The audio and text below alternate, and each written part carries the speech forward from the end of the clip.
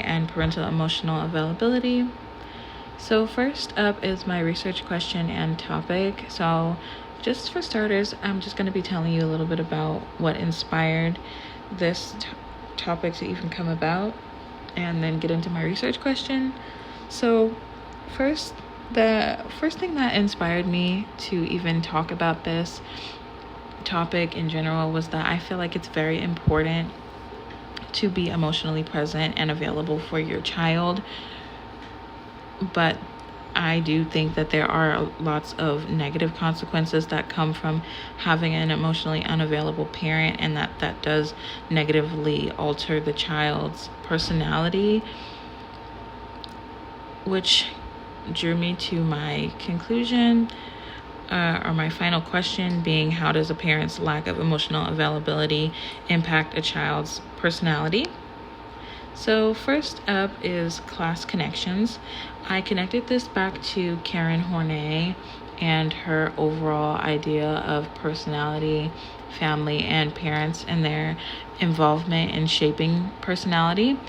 So basically her theory emphasized that, like I said previously, the significant role of the family environment and early parent-child relationships in shaping personality.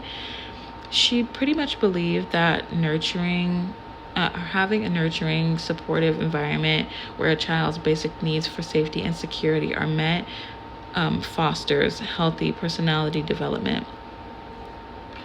But conversely, emotional neglect or lack of emotional security in childhood can lead to neurotic tendencies and personality problems like basic anxiety, and neurotic needs and neurotic trends. Now, onto the literature review. First, I broke these down into 6 different categories of what I wanted to talk about, from the most important things I pulled from the literature that influence personality and that is the most impactful on personality. So first up is the emotional.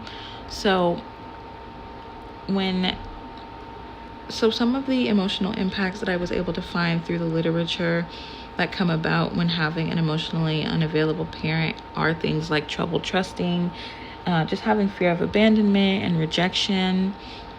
And then there is difficulties with emotionally expressing, letting people in, or expressing your own emotions outward. Then just struggling with your sense of self and belonging. Next up is the social.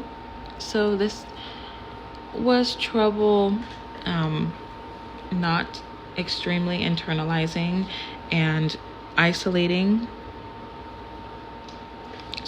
There were struggles socializing and the child essentially putting themselves out there. Then was the behavioral, making for things like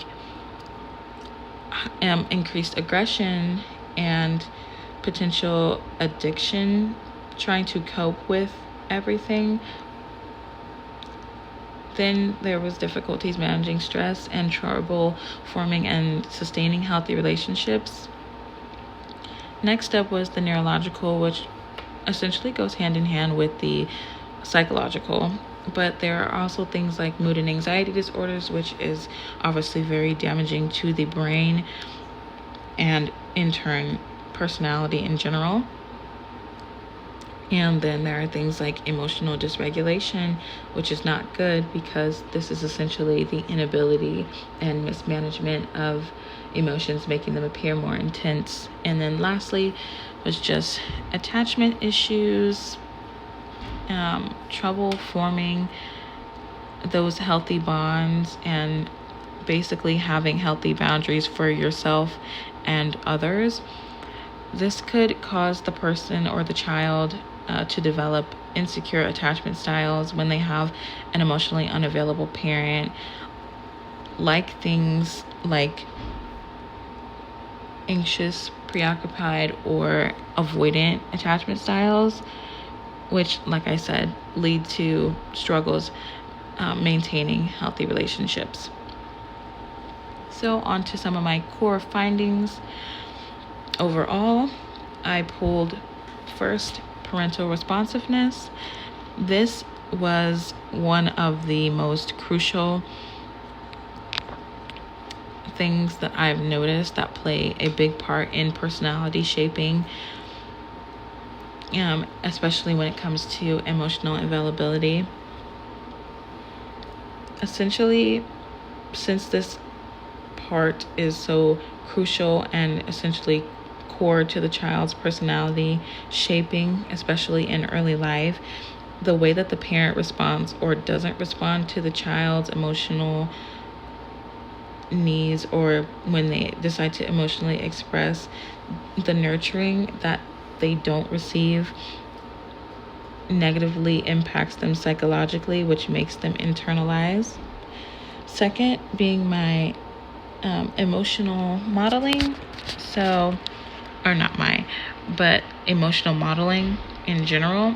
Children tend to exhibit or express exactly what their parents give out to them because they are implicitly learning, and so they do essentially follow the leader. My third point is self-esteem and self-esteem issues. Now, again, this impacts self-esteem and confidence overall. When the child receives emotional support and validation from their caregivers, they develop a strong sense of self-worth and confidence in their abilities, in their skills, and allows them to face challenges head on. But the lack of emotional support or the increased amount of emotional neglect leads the child to feeling inadequate, causing low self-esteem, overall impacting the child's well-being and development, which can stunt them in their personality growth. And lastly was attachment issues. Like I previously stated a little bit before, this mainly has to do with the negative impacts being emotional, being caused by the emotional availability from a parent, just makes way for insecure attachment and making the child just more or making the child just feel unloved and unimportant.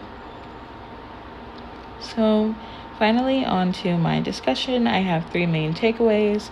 First, being emotionally present towards your child and responsive to their emotions and allowing them to emotionally express does them well psychologically, and overall creates a healthy bond within their parents, which also goes hand in hand with social interactions with peers, adults, and overall everyone in life, making the child more receptive to facing that. Second, being establishing emotional security in early life sets them up for a good psychological well-being and overall with their confidence.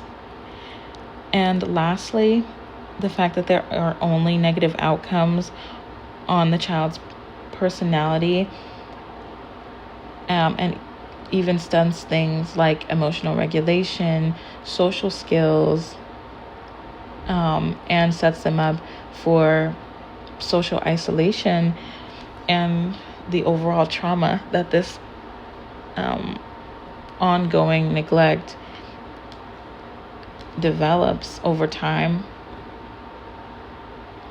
There is nothing positive coming from this, so always be sure to establish that emotional security within your child, because it does come out in their personality, and the child will grow up, and if these things are not fixed, especially early on, personality will continue to develop and be influenced by the other things in their environment. But if they never learn how to healthily cope or healthily express their emotions, they will never be successful in straying away from the social isolation or difficulty with social interaction in general. Thank you for listening, and these are my references.